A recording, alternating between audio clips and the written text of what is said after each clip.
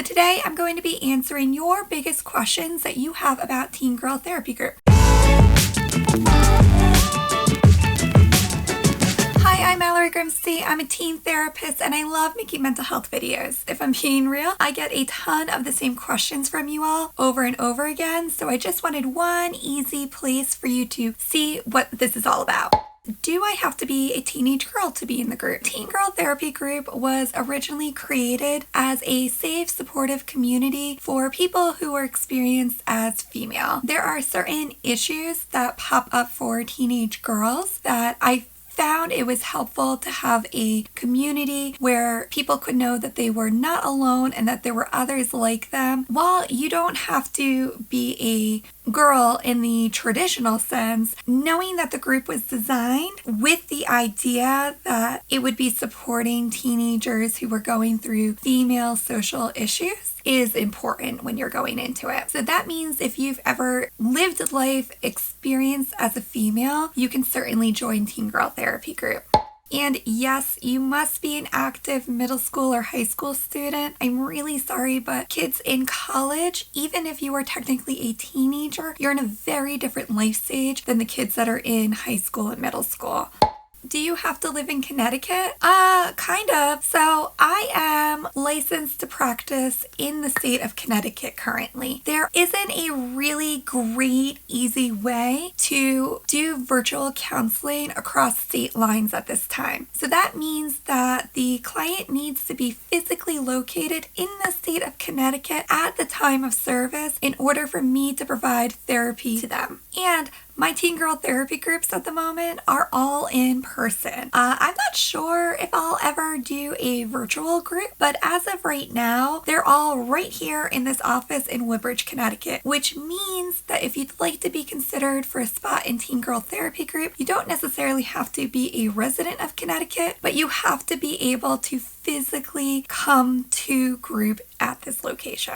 Another really common question that I get is, what if I know someone from school? I'm very curious about why that would be a concern or an issue, and I totally get that because group therapy is meant to be a private and confidential experience, and sometimes when you're in a group therapy, it's an opportunity to practice new ways of being and thinking and also being experienced by others. So knowing somebody from school could go either way. It could be a really great opportunity to learn how to bond and renew relationships in a safe, supportive environment, though at the same time, I would never knowingly put kids in a group that had a bullying dynamic. So if you are concerned about a particular individual being in the group, I cannot disclose where any of my group members go to school or who's actively in group. That's a whole confidentiality factor. But what I can do is if you inform me about a particular relationship or person, I can be considerate of that while inviting kids into the group. And if there were to be an issue discovered after somebody's being invited into the group, what I typically do is I'll have a discussion with both people together and separately, and ultimately I would navigate what is in the best interest of both of those clients and what they desire.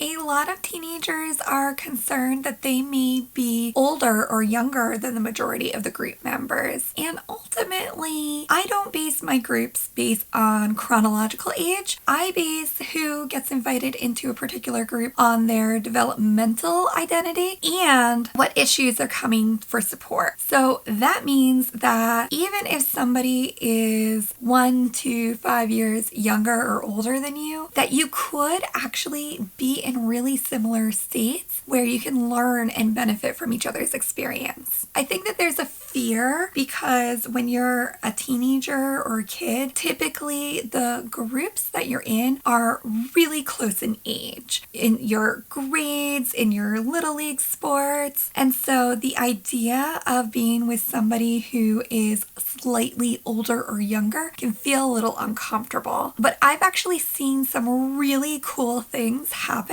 in group when people who are of a different age are able to come together in a healthy, supportive community. And it's good practice for when you get older because they don't put you in jobs based on your age. They put you in jobs based on your skill set.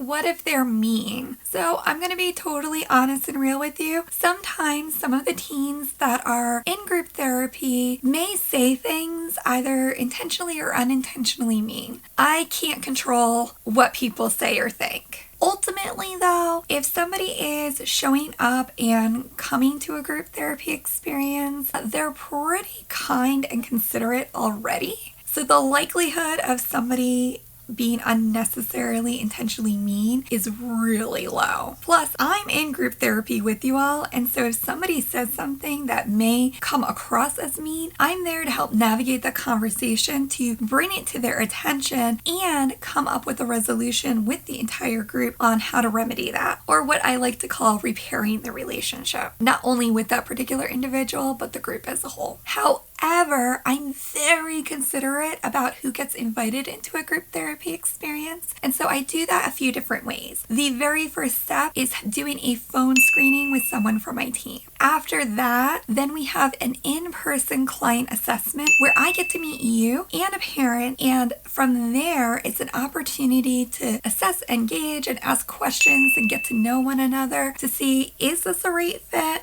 And would it be a good idea to invite you into one or more of the groups? And so I do that based on not only what your individual needs are, but what the kids in groups are working on and what the group's needs are. Because with group therapy, it goes both ways. It's a give and take with everyone. One of the most common reasons that I find teens are a little hesitant to consider joining group therapy is they're really worried, what if they don't like me? And to be fair, that's a very valid concern because ultimately we all just want to be liked. Wouldn't it be lovely if everyone just liked and adored and loved us? Though when teens ask me this question, I really urge them to consider looking at it in a different way. Instead of asking, what if they don't like me? The more effective way of looking at this is, what can I do to be likable? Whether they like you or not is really not up to you, and you'll just stress yourself out worrying about making sure that people like you. However, if you focus on being a likable person, then if they don't like you, that's on them. You've done everything that you can do. Plus, you don't have to be liked by everybody in order to work on yourself. In fact, not being liked is a very strong indicator that your self-esteem and confidence is improving because you're making decisions based on what you like and what you need, not solely on the desires of other people. And that can be really empowering. What if they can't help me? Now, this is a really big question and fear, and ultimately, you know your needs best. A lot of people think that if group therapy doesn't work for them, then they must have failed. And that's just not true. If you are showing up and being willing to participate and give it a try, the best that you can do is just be open and considerate and continue to check in and evaluate, is this helping me? Or is this not? Now, group therapy is not a one-size-fits-all, and because my groups are open, that means that the kids in group can grow and change over time. As they've gotten the most benefit out of group, they move on from group. That's actually one of my favorite activities, is our moving on circle. It's where we go around and we share our best wishes for each other and note the progress that we've seen over their time in group. It's pretty cool. Sometimes we get a little silly, sometimes it gets a little sad, but overall, we love celebrating success. Even if it's the idea of voicing to the group that this is just not the right fit for me. I think that's actually really awesome and really wonderful when a kid can acknowledge and assert themselves and celebrate that decision. Now, I know there's a lot of misinformation out there all about group therapy, so I'd really encourage you to check out the video on your screen right now where I'm talking all about the lies that you hear about group therapy. I'm setting the record straight. And please make sure that you share this video if you found it helpful. You never know who you could be helping in the process. Thanks for watching!